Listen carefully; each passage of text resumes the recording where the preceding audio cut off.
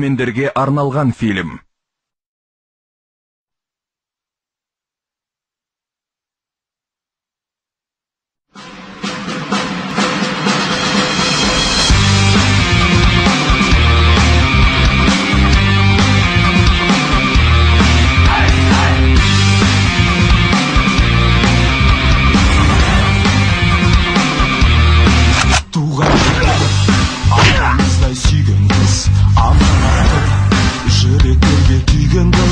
Азат елдің атар таңын қорғауға байрақ түстес көк беретті кигенбіз. Алға тезан шуландар, самға жарықтар қарандар, рух беріп жебелерді қайрайтын бізден басқа ешкім емес ұранбай. Ол отанның қайтпас қайсар ері, олан байтақ өзің көгі жерлері. Намыс туын желбіреткен десанттар ешқашанда ешкімге дес бермеді. Алға десант жоландар, самға жарықтандар қарандар, рух беріп жерлерді қайрайтын бізден басқа ешкім емес ұранбай.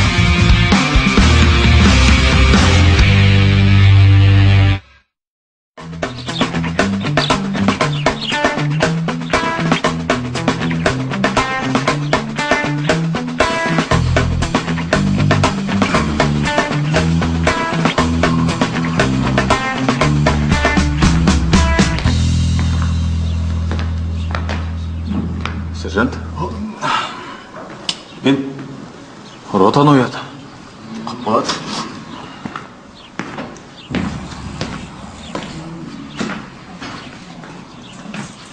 Рота! Ұйқыдан! Тұр! Тұр! Бол, тұр! Бұйрық берілді, тұрында, тез! Тұр. Жауынгерлер, Болыңдар. 10 минут уақыт берем. Барлықтарың алаңға жиналыңдар. Үлгермегендерге жаза қолданам.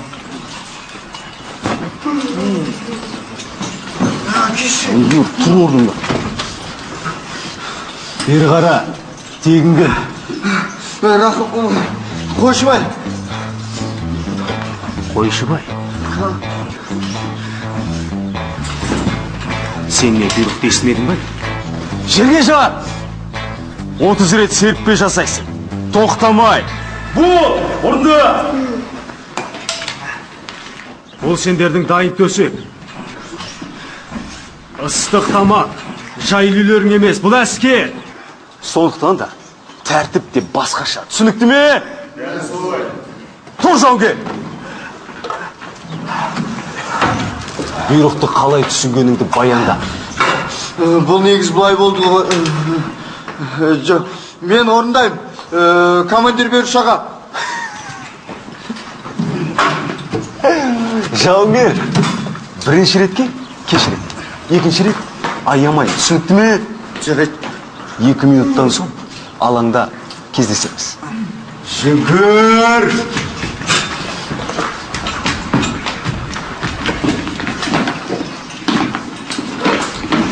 Ой, кешіріңіз. Жауынгер, тегін. Нияз? Нияз, сенің жеке тазаланғыш құралдарың қайда?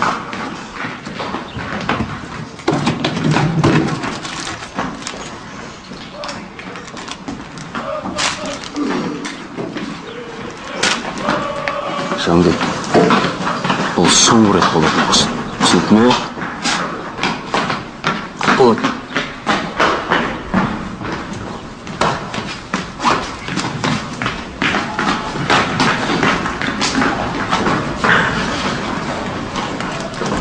Бүгін сен рота бойынша кезекшісің. Түсінікті ме? Бәрін мен жинайын ба? Бәрін сен жинайсың. 3-4 минуттан соң алаңда болатын бол. Түсінікті ме? Мен сені сонда күтем. Бол!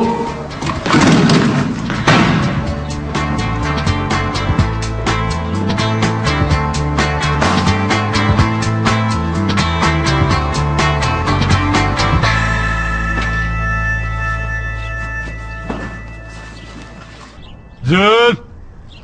Тік тұр. Назар оңға. Подполковник мырза, рота жеке құрамы тәңір-тәңірлік сапқа тұрғызылды. Баяндап тұрған рота старшинасы аға сержант Қожахмет.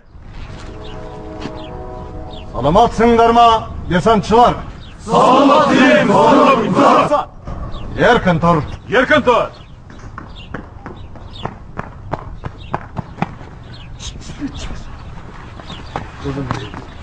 Қатардағы жауынгер, саптан шық. Құп болады.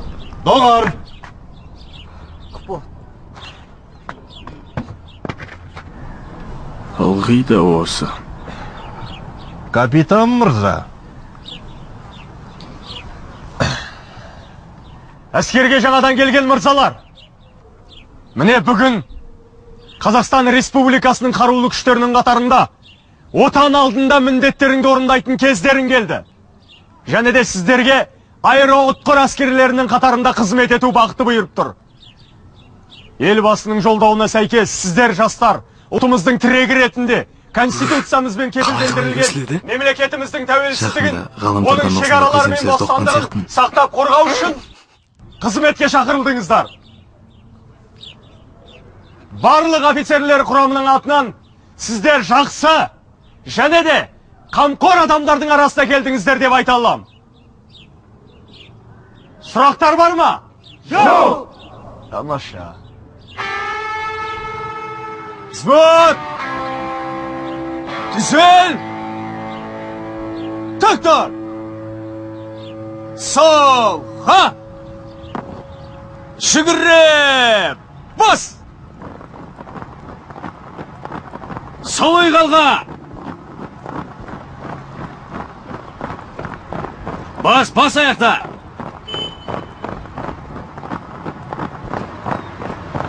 Жүрелеп жүріңдер!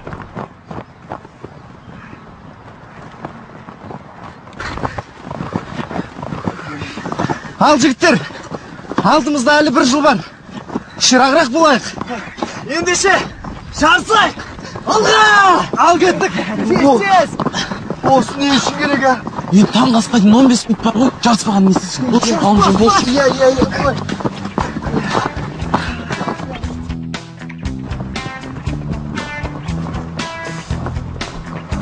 Жыр.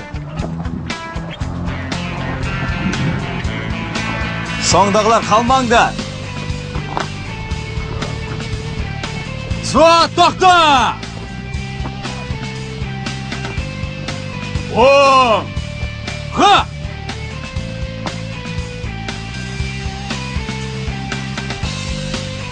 Алдыңғы қатар. Бір адым алға. Бас! Жаттығу жасауға. Дайындал! Жылдамырақ кішкене. Мойын жаттығуларын бастаймыз. Қол белде. Солға қарай. 1, 2, 3, 4, оңға. 1, 2, 3, 4. Жаса.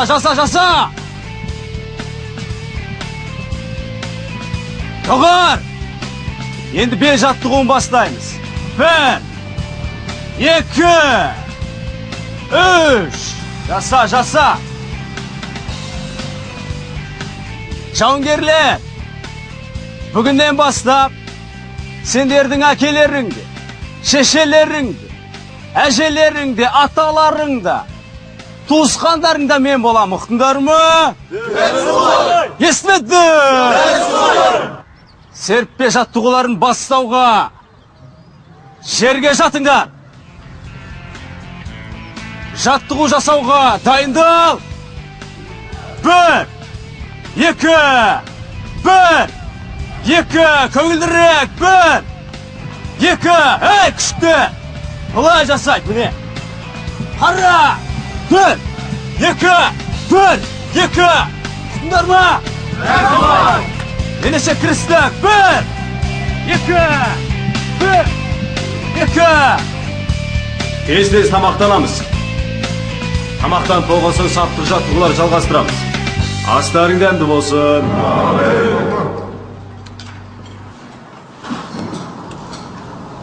Налим? Сен жемейсің бе? Таусамайды сияқты. Көмектесең бе? Ha, на. Рахмет. Астарың дәнді болсын, жігіттер. Bon аппетит.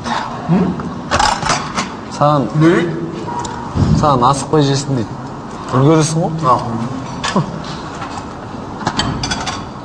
Ғалымжан, мен жесің бе?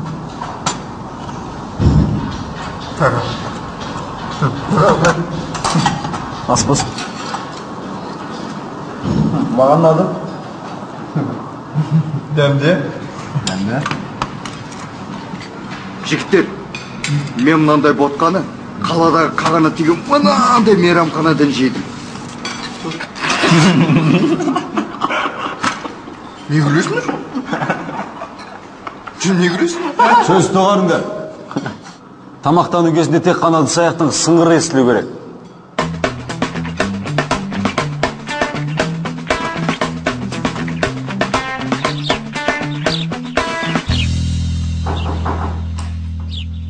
Иә. Рұқсат па? Байжан Алихан, кір. Гвардия капитаны мырза, қатардағы жауынгер Байжан Алихан сіздің бұйрығыңыз бойынша келіп тұр. Отыр, Байжан, отыр.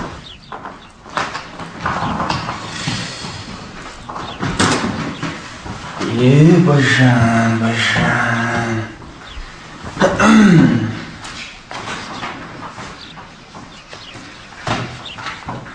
Алихан, сен қалай әскерге келіп жүрсің? Осы. Сұрақ түсінбедім, капитан мырза.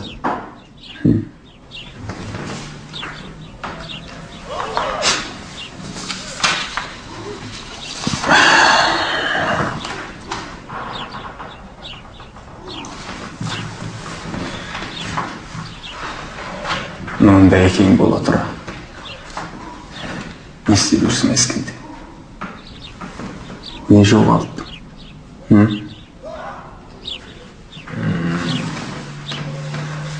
Бірақ сен білдіріп оңбай қораға кіргенсің ғой. Сосын әкем осында сені жөнелткен. Солай ма?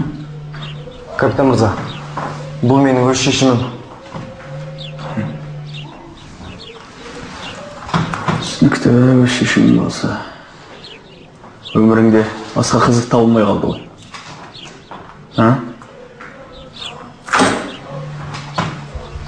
Ендеше былай, Байжанов, сенің отбасының мәселесіне араласу әрине менің ісім емес. Бірақ сен білесің ғой, әскерде институттағыдай сырттай оқуға болады емес пе? Әскерде соған ұқсас бірдеңе бар. Мен саған сол жағынан көмектесе аламын. Егер де сен әкеңмен ақылдасып көрсең.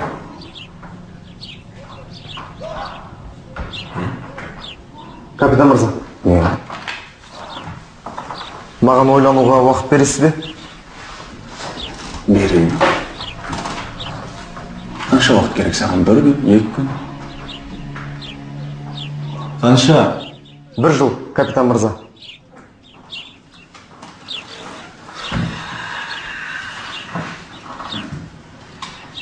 Солай де. Қылжақта емдеген екенсің ғой.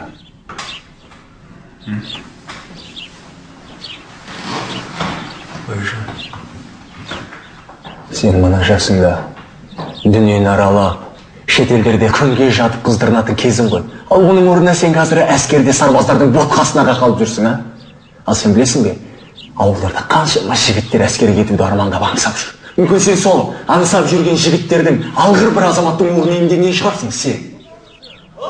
Сен оның тегін оқуына, күйбең тіршіліктен құтылуына жол ашатын соңғы үмітін айырған шығарсың, Байжан.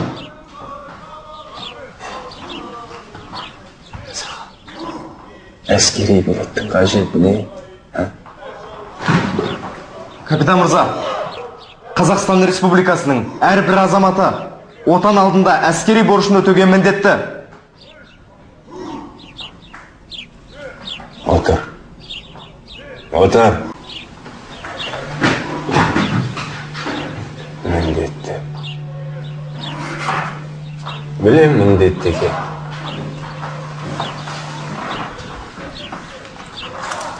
Байжан, менің саған жаным ашып тұр емес пе? Әсіресе бір жылдан кейін. Нең қалады сен? 20 жасыңда кім боласың, Байжан? Өз елімнің абыройлы азаматы болам, капитан мырза. Қырсықпа, Байжан. Мен саған қазір ең қолайлы жағдай жасап отырмын. Қырсықпа. Капитан мырза, кетуге рұқсат етіңіз.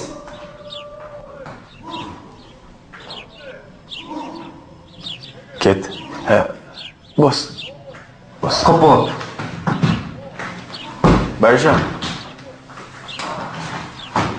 Мен.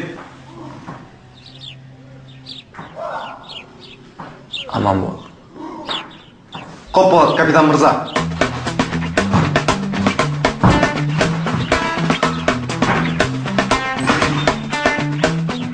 Сот! Реттел!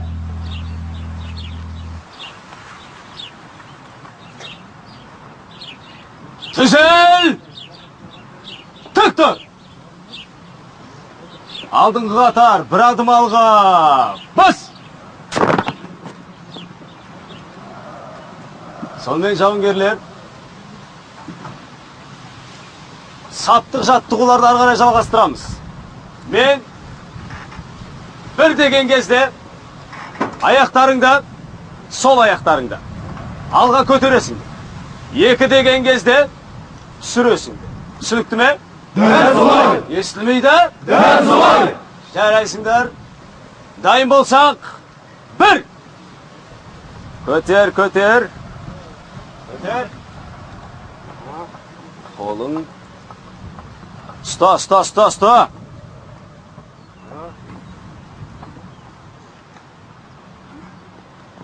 Екі. Бір. Тоқтатыңдар. Аяқтарыңды түсір деген бұйрық берілген жоқ. Түсіріп қойғандарың бір қадам алға.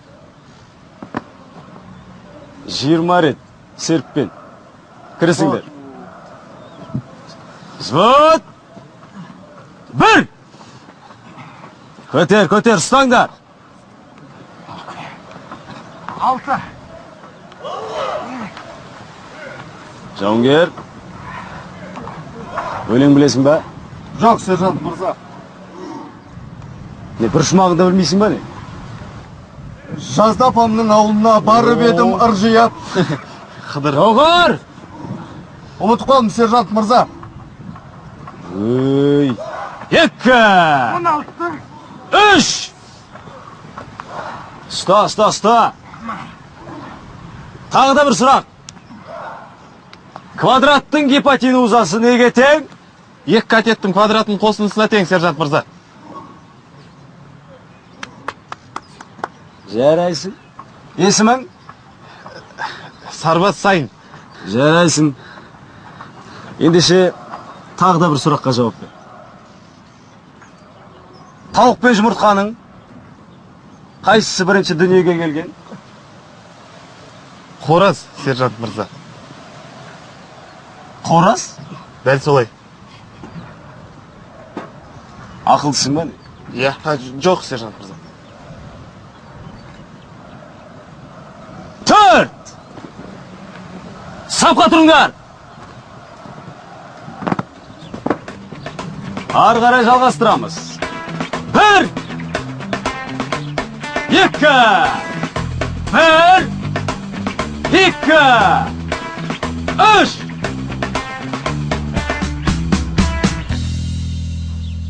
Бауыржан атамыз айтқандай, тізе бүгіп тірі жүргеннен тіке тұрып өлген артық.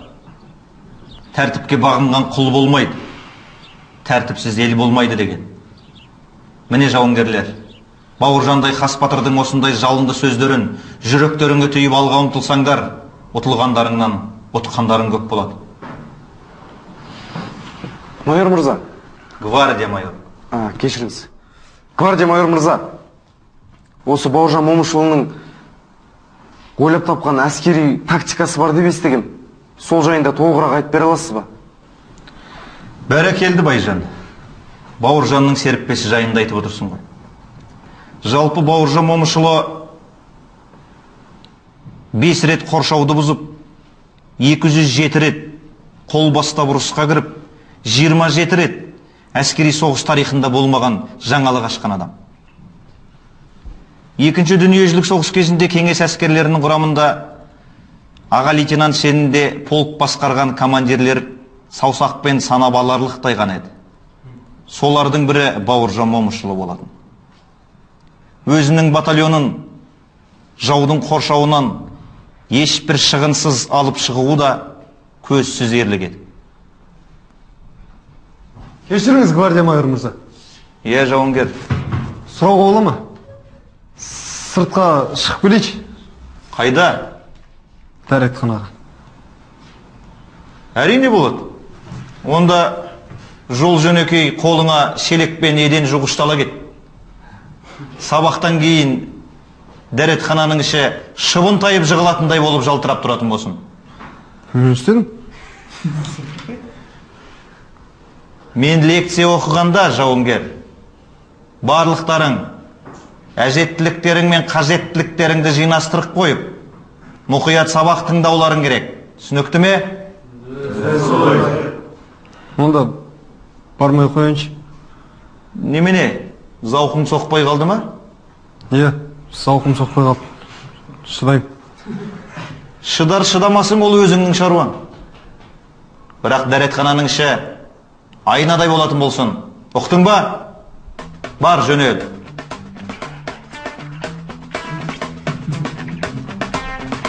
Ал біз ары қарай жалғастырайық.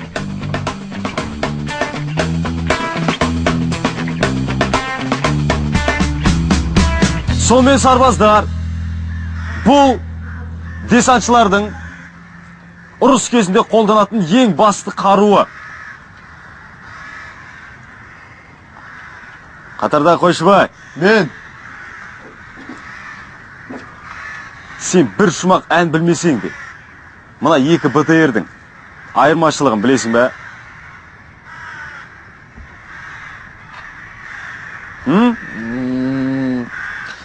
Шыққан жылында ма? Не? Жоқ. Жылдамдығында. Не болмаса, моторының қуаттылығында шығар. Сайын, жауап бер. Мынау анаған қарағанда лас. Жарайсың. Сонымен БТР-мен танысуымызды ары қарай жалғастырамыз. Сұрақтарың бар ма? Сержант мырза. Иә. Жүргізіп көруге болмай ма? Жүргізіп көруге? Иә. Көке, сен қазір қолыңа сүрткішті аласың да, маған машинаны жуып шығасың. Түсінікті ме? Дәл солай. Жарты сағат уақыттарың бар. Кірісіңдер, уақыт кетті.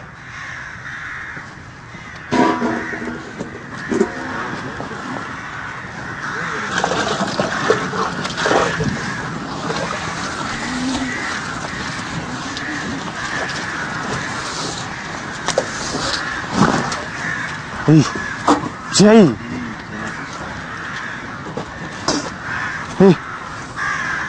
Біз машина жуу үшін келдік па? Қызмет жасау үшін келдік қой біз? Ерекшеленбей, сүрткішті алда жу. Сен маған әңгіме айтпа. Кімге бұйрық беріп тұрғанын білесің ба сен? Мен саған бұйрық беріп тұрғаным жоқ. Мен саған берілген бұйрықты орындайық деп тұрмын. Маған ешкімнің бұйрығы өтпейді. Мен қыдырып қайтайын. Өздерің жуасаңдар,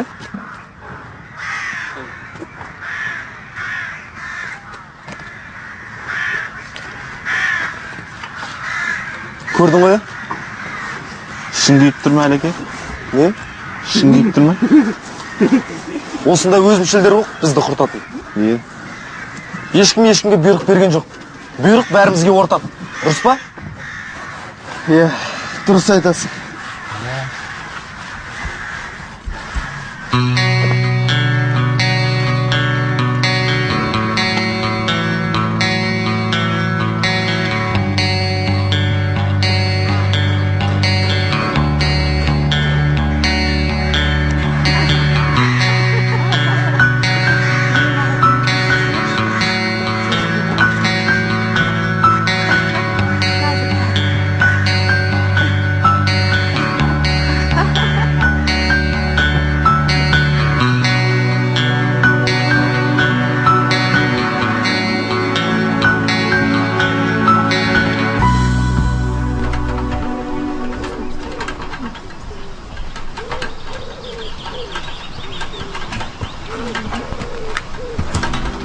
Сәлем, қыздар.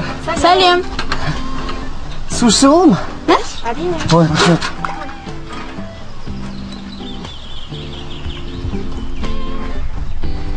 Сіздерге көмектесейін мен? Жоқ, рахмет. Шығарып салайын үйлеріңізге дейін, а? Біздің жолымыз әртүрлі.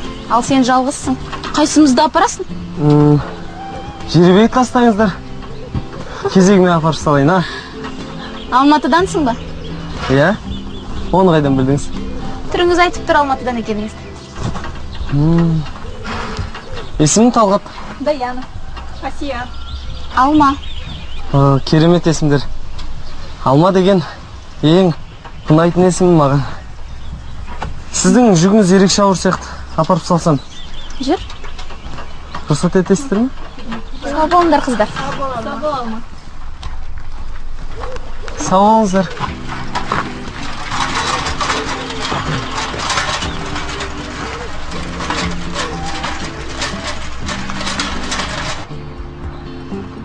Бұнда қыдырып келдің бе? Жоқ, атама білдірген терісуге келдім. Білдіргенді мен де жақсы көрем. Сен әскери бөлімшеге жаңадан келдің ба? Иә? Бұнда бигеш өте ме? Өтеді, тек мені онда жібермейді. Неге? Мен 11-ші сыныпты енді бітірдім. Қош. Иә. Мен нешеде деп ойлайсың? 16-та шығарсың. Айтпақшы, сенің ұшуың керек, сарбаз. Не үшін? Алма дұрыс айтады. Сенің ұшуың керек, сарбаз. Подполковник. Еркін тұр. Ош.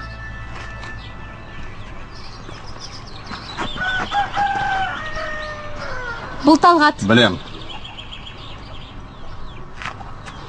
Жарайды, білдірген терейік.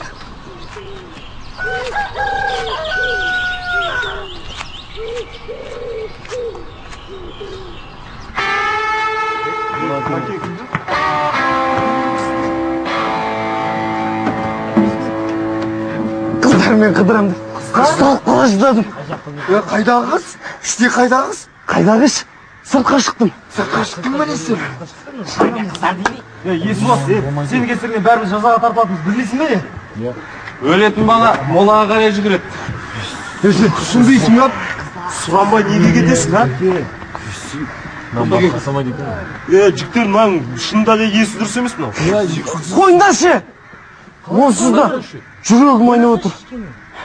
Нариман, ұсталып қалғандарға қандай жаза? Қандай жаза? Уақытша қамауға жауап тастайды. Тіпті өлді деген осы.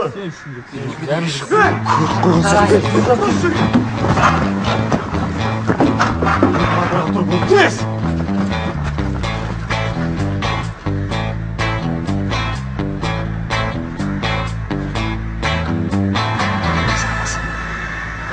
Ақылсың ба? Ақылсың ба? Мен саған көрсетем ақылды болғанды. Не? Қора секілді. Ерекшелегің деп жүр ме?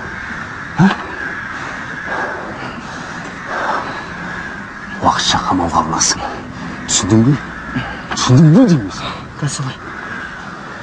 Солға! Алға қарай қадам! Бас!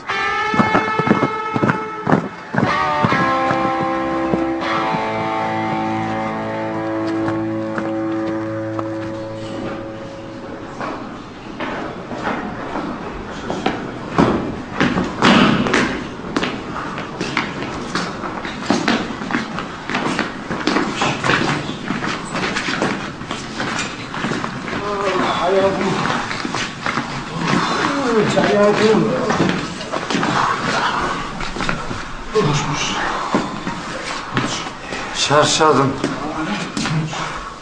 Tamam şimdi götür. Жапш, тұр шода. Жаппаш мı? Тұрсаң да тұр. Аяғым сезбей тұрмын. Жаттығудың алғаш күні өтті. Біз әлі тіріміз, Күл. Взвод, тұрыңдар! Кеш штабқа жиналыңдар, бол, тез! Білмеймін. Жынды ма?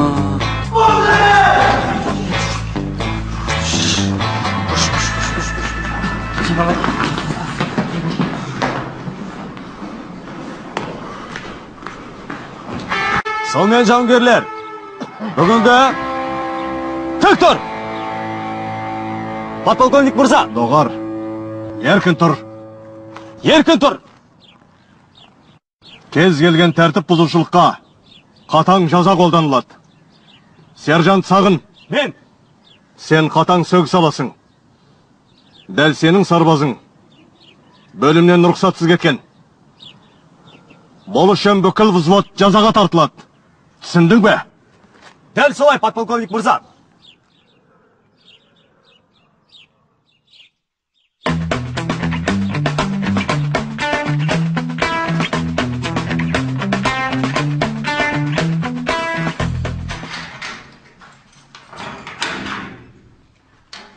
Капитан мырза, мен қатарда Нияз әскери бөлімді рұқсатсыз тастап шыққаным үшін қамауға алындым, арыз шағымым жоқ. Бұрында сен сияқтылармен не істеген білесің бе? Не істеді? Камераға толтырып хлорка сеуіп, ащы иісімен демалдыруға мәжбүрлеген. Сіз олай істемейтін шығарсыз? Жоқ, әрине. Жауыз деп бедің, бірақ мен сені әр 15 минут сайын оятып ұйқы бермеймін. Олай істемей қойсаңшы. Оған өзің кінәлісің. Сарбаз, әскер дегенді қалай түсінесің? Әскер деген қызық пен шыжыққа толы бір бөлек әлем сияқты ғой. Оның рас. Абақты сені тез арада тәубеңе келтіреді. Түсіндің бе, сарбаз? Дәл солай. Отыр, сарбаз.